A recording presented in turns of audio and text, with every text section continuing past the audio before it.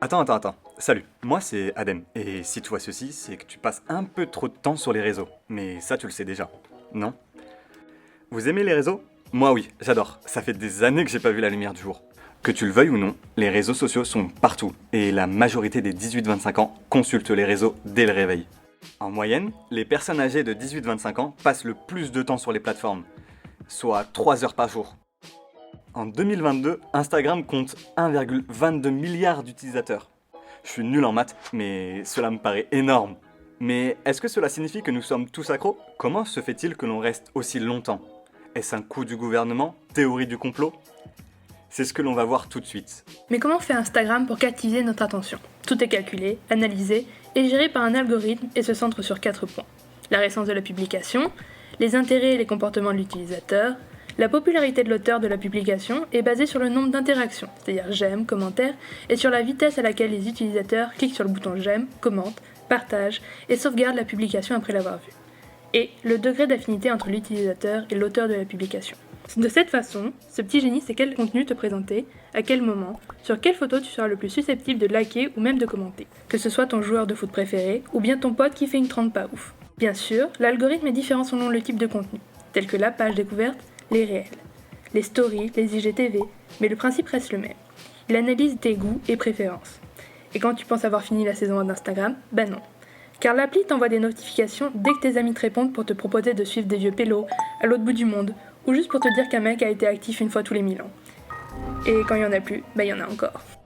Sache que jusqu'à 21-25 ans, et en moyenne voire 30 ans, ton cortex cérébral connaît encore de grandes périodes de changement qui seraient déterminantes pour l'évolution de ton comportement, de ta personnalité, et qui pourraient même être à l'origine de pathologies mentales. Les écrans ont encore des conséquences sur ton cerveau et viennent perturber son développement si leur utilisation n'est pas rationnée. Ceux-ci vont notamment agir sur le système de récompense de ton cerveau, le système de dopamine. En effet, la dopamine est libérée par notre cerveau lors d'expériences que celui-ci associe au plaisir, et en particulier lors de la consommation de drogue. C'est pourquoi on la surnomme hormone du bonheur. Si tu perturbes sans arrêt ce mécanisme avec une utilisation excessive des écrans, tu prends le risque que ce système de dopamine ne se développe pas correctement, ce qui peut engendrer des problèmes d'addiction par exemple. Et tu peux te considérer comme addict si tu ressens une perte de contrôle ainsi qu'une altération grave de ton quotidien et dans ta relation avec ton téléphone. La dépendance aux réseaux sociaux, c'est déjà quelque chose. Mais à ça, s'ajoutent des troubles exclusivement associés à la dépendance aux réseaux sociaux.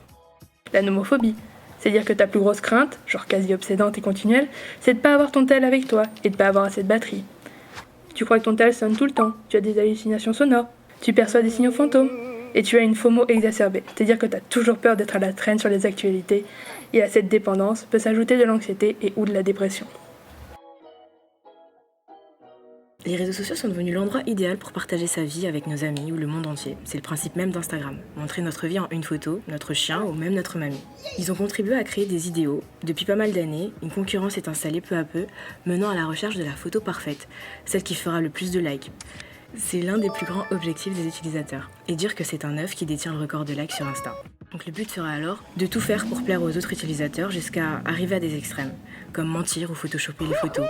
Mais cela a bien des conséquences sur chacun, malgré la conscience que nous avons que certaines personnes peuvent mentir. Beaucoup ne cessent de se comparer à ce qu'ils voient sur les réseaux, ce qui va impacter l'estime de soi.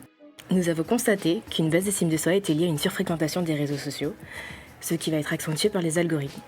Mais qu'est-ce que l'estime de soi? Laissez-moi mettre mes lunettes et ma blouse de scientifique. Selon Mélanie Fennel, l'estime de soi renvoie à l'opinion générale que nous avons de nous-mêmes, à la façon dont nous nous jugeons ou évaluons, et à la valeur que nous accordons en tant que personne. Mais elle n'est pas stable et peut varier dans le temps. Les réseaux sociaux nous donnent des idéaux à suivre, nous conditionnent. On va se retrouver dans une situation de défi pour atteindre des idéaux. On va arriver à une autocritique, donc une évaluation de nous-mêmes, qui sera négative si elle n'est pas conforme aux idéaux des réseaux sociaux. C'est ainsi que l'estime de soi va se voir baisser. Les personnes peuvent avoir le sentiment de ne pas être à la hauteur, un sentiment d'insuffisance, d'être mauvais, nuisible, d'être différent et incompris. C'est moi. Étant donné que je suis quelqu'un de sympa, je vais te donner quelques tips pour contrer cette addiction. Ne me remercie pas. Pour premier allié, je te propose la fonction d'Instagram. Elle te permet de voir tes heures passées dessus.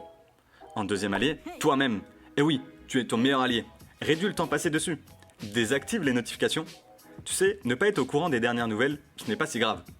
Arrête de te muscler les pouces et sors. Trouve-toi une activité plus saine, comme faire du sport. Ok, je vois que tu n'es pas encore satisfait. Dans ce cas, là, j'ai la solution. L'appel à un ami ou à un professionnel. Ce dernier sera là pour t'aider à travailler sur tes habitudes, comme vérifier Instagram par réflexe lorsque tu t'ennuies. Oui, on se sait. Ah oui, j'ai oublié de préciser, il sera là pour t'encourager à repérer et à retravailler tes pensées négatives. Tu sais, ce n'est pas si grave d'avoir 2 likes, le tien et celui de ta maman.